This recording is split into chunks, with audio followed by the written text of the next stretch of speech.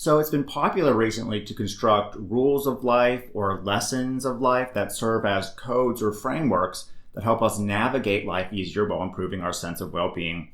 After all, the best-selling self-help/psychology book of the last several years is The 12 Rules for Life by Dr. Peterson. And many other people have followed suit, coming up with their own rules or lessons for life to make life better. And some people commented asking what the main rules or lessons of life would be in regards to the existential thinker Albert Camus, specifically around his philosophy of absurdism. So if you could distill his existential absurdist philosophy down to 10 simple guidelines or lessons we could all benefit from, what would those be? Now, of course, he's not here to go on a podcast and answer that question. But in this video, I wanted to answer that commenter's question and try to come up with 10 lessons for life that would apply to absurdist philosophy. Now, some people might argue that this particular type of existential philosophy is about getting rid of rigid rules and lessons. But I think in his work, The Myth of Sisyphus, he gives some guidelines on how one should approach life to make the most of it. There are clearly some objective things he argues for that we all should or shouldn't be doing to improve our well-being and overall life satisfaction, just like Dr. Peterson did in his book. So you can try these for yourself and see if they help you. And again, he didn't actually write down specific lessons in chronological order. And this is just one interpretation of his writing. So you could read the book and maybe come up with even better absurdist thinking lessons than these probably. So rule number one, or lesson number one, would have to be everything's meaningless. So as humans, it's only natural for us to go through lives believing we do things for meaningful and profound reasons. For example, we may have this idea that we're put on the planet for a specific reason, but the more we learn about the universe around us, the more we realize it and our lives are devoid of any objective meaning. It appears all there is to the universe, and right now at this time is just nature and the laws of nature, which we are a part of. Meaning is just a passing mental phenomenon that happens in our minds, if that, and isn't ontologically real like the philosopher Sartre and many others believed. Now, sure, we can experience happiness and meaning during events like the birth of a child or winning a big game, but the feeling of meaning, like other feelings and thoughts, is ephemeral in nature and is nullified after death. Now, Camus isn't saying that God can't exist or there isn't some main objective purpose for the universe existing and us existing in it. It's just we have no idea what the main meaning or purpose is at this time. The problem is our minds are naturally wired to always be searching for meaning and purpose, which often leads to despair and a sense of hopelessness as we get older. Now, this is what he called the absurd, the contradiction between our mind's search for meaning and the reality of nature. So the great philosophers like Heidegger, Sartre, Nietzsche, and more set out to overcome this meaninglessness of the universe, which Camus believed was impossible to do. Instead, we should accept as a lesson for life that the world is objectively meaningless, because denying this fact of reality only causes more pain and suffering down the road. It amounts to what he called philosophical suicide, or denying reality for make-believe, and the unrational because it seemingly helps us feel better in the short term. Instead of denying reality, he wanted to see if we could accept this objective meaninglessness and live with it and still have a good quality of life. So lesson 2 is suicide is never the answer. So faced with the issue of meaninglessness and depression that naturally arises from it, the question of suicide arises. And in fact, he started off The Myth of Sisyphus writing, there is only one real serious philosophical problem, and that is suicide. Deciding whether or not life is worth living is the fundamental question in philosophy, he thought. All other questions follow from that. Yes, there's no objective meaning to the universe and our lives, but life is sort of this strange miracle. Is there anything we can be doing with our short time here than just going and dying? So he believed the act of suicide is linked to this idea that life is just not worth living. Everything's meaningless. What's the point of doing anything at all? Those that don't commit suicide but struggle with the meaninglessness of the universe often live with hope that one day life will be meaningful, whether it's in an afterlife or in this life when we eventually achieve a certain goal or become a certain person. And once I graduate or become a best-selling author, then my life will be filled with meaning and I'll be someone of significance. However, hope, like the religious, is a false idea of meaning that prevents us from truly living life and trying to make it better right now in the present. The act of suicide is much like this idea of hope. It appears to just be another false way out of the conflict of the absurd. Instead, we simply should accept the absurd as fact, and it actually allows us to begin living life to its fullest and improves our sense of well-being. Therefore, suicide, like philosophical suicide, is never a good answer. Now that brings us to lesson number 3, embrace the absurd. So Camus believed that the key to living a great life is actually to embrace the absurd, which seems contradictory at first. After all, that's what all the other existential type thinkers in the past sought to overcome. Again, the natural thing to do is believe and live like there's main overarching meaning to our lives and the world. This can be religious in nature, like we're living for what we believe a God wants us to do, or non-religious, like believing meaning lies in a destination, or like narcissistic type thinking where we or some leader we think was put on earth for a grand purpose, and that after death this individual will actually live on, influencing the lives of others for generations, like a religious God. But by embracing the absurd, he believed that it's actually possible to live a decent life while still understanding that we're rational beings condemned to live in an unreasonable world. So how's this the key? Well, whenever we decide to accept the absurd and live with it, 3 consequences naturally happen: revolt, freedom, and passion. So freedom happens because for the first time ever, we're truly free to do or explore whatever we want. We don't have to live life for a God or for what anyone else in society expects from us. Revolt happens in the sense that we're constantly aware of this desire for grand meaning to our lives in the universe, knowing it will never happen, but living each day to the fullest anyway. Instead of being miserable, scrolling through social media thinking, well, what's the point of it all? We say, heck, I'm going to go do something I like, such as getting a coffee. And there's passion because if we're no longer living for some destination in the past or future, we focus on the now and experience everything we do with full vitality and energy. So as a lesson for life, we should strive to become what he calls the absurd man, or an individual that always maintains conscious awareness of this conflict within him for meaning without trying to overcome it. Now, this is going to set us up to begin actually living life for the first time and, hey, maybe even enjoying the process. Okay, so next, number 4 is to live for the now. Becoming an absurd man means trying to live in the present moment as much as we can. It's a natural result of attempting to embrace the absurd.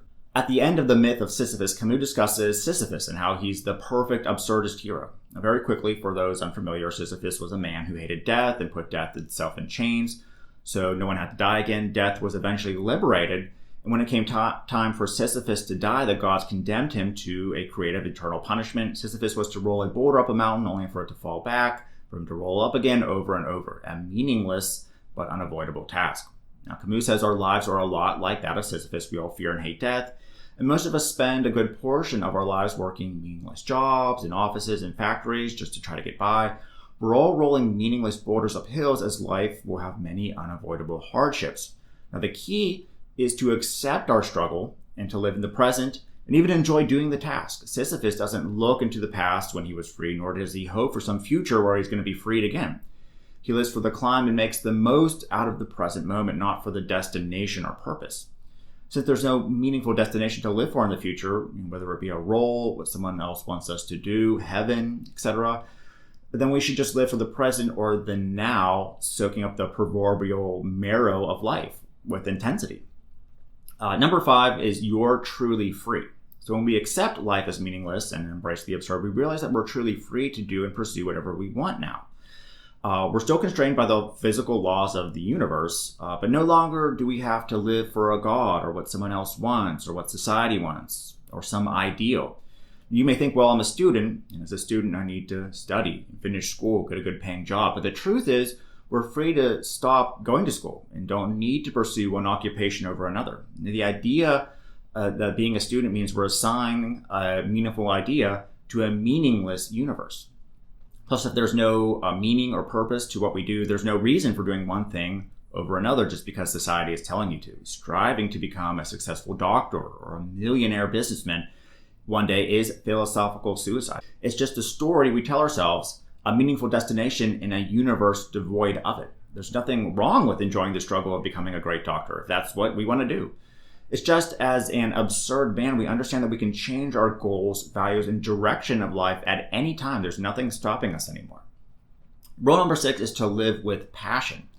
Now, another lesson of absurdism is to live with passion and vitality. Now, there's a big difference between doing something and being all in and passionate about it, and doing something because it's mind-numbing and distracting. Now, alcoholism, pornography, spending all day on social media, none of these tasks involve being fully present in life and often bring more misery after you do them than enjoyment.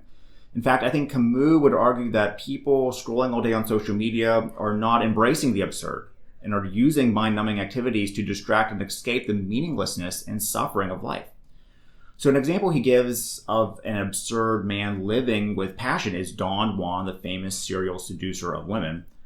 So simply look at the paintings and stories of Don Juan, Camus writes. Does this seem like a man that's miserable and unhappy? Don Juan sacrifices any promise of eternal life or fake nobility for a life of passion and excitement each day. A constant smile on his face, Don Juan recognizes that there is no noble love, but that which recognizes itself to be both short-lived and exceptional. Now, he's not saying that you need to become a serial seducer of women. He's just trying to paint a picture of someone that lives with excitement and passion each day and is not shackled to worldly values or ideas. We each get to decide what we're passionate about. And in the event that we're stuck doing some meaningless task like waiting tables, perhaps we can change our attitude, make it into a game or make it interesting, and become passionate about doing it in the process. So number 7 is you construct your values. So Camus could be described as a moral relativist, meaning he didn't believe in objective moral values, that these existed. And morality is constructed on an individual basis. Because there's no objective meaning, there could be no objective moral values each of us must adhere to. But that doesn't mean that the absurd man is completely devoid of morality and lives life like some sort of psychopath, he argued. We get to construct our own moral values and live by them. Now, in fact, he writes, there can be no question of holding forth on ethics. I have seen people behave badly with great morality, and I note each day that integrity has no need of rules. Camus himself had many moral values he fought strongly for. For instance, he was active in the French resistance to the Nazi occupation of France during World War II. He also wrote and edited the Renaissance journal Combat, and was a lifelong opponent of capital punishment. There may not be a system of morality that applies to each of us anymore, but deciding on and fighting for moral values we believe in is important because they affect our lives in the present day. So lesson number 8 is art is life. In the Myth of Sisyphus, Camus talks about how art and the creation of art really epitomizes this idea of embracing the absurd. Now think about artistic creation, like a work of fiction. In a good novel, there are characters that go through meaningful struggles and have meaningful conclusions to their struggles. As readers, we get wrapped up in the story, but once the final page is turned, we realize none of it was real, and thus it didn't really matter. In the end, a story is just a story. It has no intrinsic value, and we know it's fiction, yet at the same time, we enjoy getting wrapped up in the characters and the plot. Now, life is a lot like novels or paintings. There's no meaning or transcendence to be found in the art itself, but the creative act of enjoying the painting or creating the painting epitomizes the revolt, freedom, and passion of the absurd man. Art doesn't try to explain how life is, only describe it from our own perspective.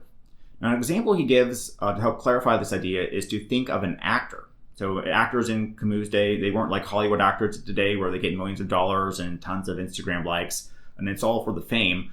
You acted because you enjoyed doing it, knowing that you won't be remembered after your career is over. Plus, your career comprised many roles, from playing kings to beggars to lovers and more. Now, as a good actor, you really want to get into the character and live with intensity in the present while fully knowing in the back of your mind that this is all just an act. You aren't really who you pretend to be on stage. We know it's just pretend and meaningless, yet as good actors, we really try to embody the character with full vitality. Now, like the actor, the absurd man isn't fixed to just being one person or essence, but wants to take on many roles and live many lives during his short existence. And when he lives those lives, he knows in the back of his mind that it's all meaningless in the big picture, but he still enjoys it anyway. So this ties into the next lesson or rule: you're not a role. So philosophical essays often result as a response to some other predominant philosophy or way of thinking at that time. And the myth of Sisyphus can be thought of as a response to the existentialism of another great French philosopher, Jean-Paul Sartre. Now, Sartre differed from Camus because he thought that meaning was a real thing, like as real as this chair I'm sitting in. The basis for Sartre's existentialism is the phrase existence precedes essence, meaning no general account of what it means to be human can be given, and that meaning can only be decided and constructed through living, or existence itself.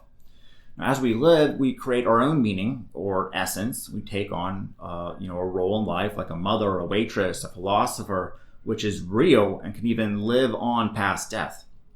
Now, Camus was adamant that there was no meaning at all, which includes this idea of essences or roles we create through living.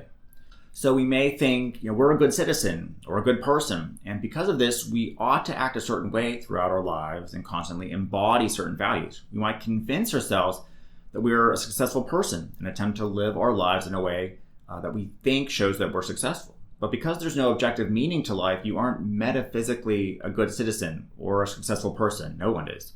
It may be fun to play one at times, but as absurd men, we need to keep aware that these are just man-made mental constructs.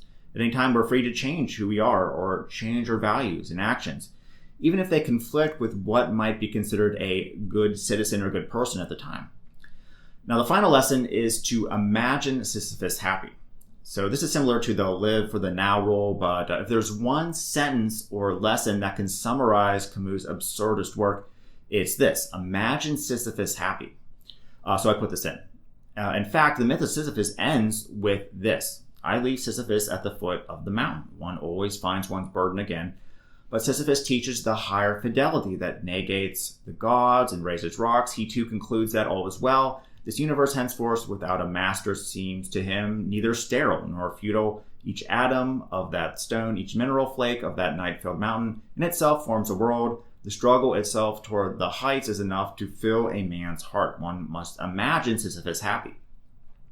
The key to Sisyphus being happy is to accept his fate and the reality of the situation and adopt an attitude of joy in the struggle and live in the present, even though he's rationally supposed to be depressed and miserable. Now, the depression comes from looking into the past or the future and hoping that there will one day be a reprieve from the struggle of rolling boulders up a mountain, not from actually doing the task. Now, like Sisyphus, we need to accept our fate, that life is meaningless and there's going to be unavoidable struggles and we're going to die, and stop trying to fight it. Now, the more we fight it, the more miserable we become. Instead, we should accept the absurdity of life and live in the present, adopting an attitude of revolt, freedom, and passion for the task at hand. Okay, so there's 10 lessons for life that center around the absurdism, existential philosophy. Again, this is just one interpretation of the essay, and maybe you can come up with better lessons. Plus, there's far more to dive into regarding absurdism and existential philosophy as a whole.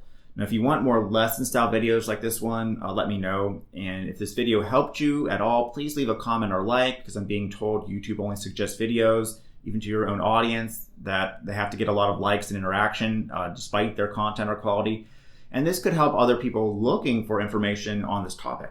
And subscribe for more videos using the link in the description. I've also added a link where you can learn more about absurdism and how to implement it in your life for better well-being for anyone who's interested. So thanks again, and I'll see you soon.